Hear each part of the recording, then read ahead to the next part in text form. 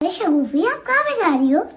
वो मैं ना अपने अम्मा बाबा के साथ बाहर जा रही हूँ। मेरे अम्मा बाबा मुझे कहीं पर लेकर जा रहे हैं। गुफी, आप बाहर जा रही हो तो ये आप अभी से बुर्खा वगैरह पहनोगी, अभी से नकाब लगाओगी तो अभी तो आप बच्ची हो, भी तो ताला आपको गुनाह भी नहीं देगा। तो अभी से आप क्या कहते हैं, नकाब लगा रही हो, बुर्खा पहन रही हो, कोई अभी आपके ऊपर फर्ज थोड़ी ना हुआ है।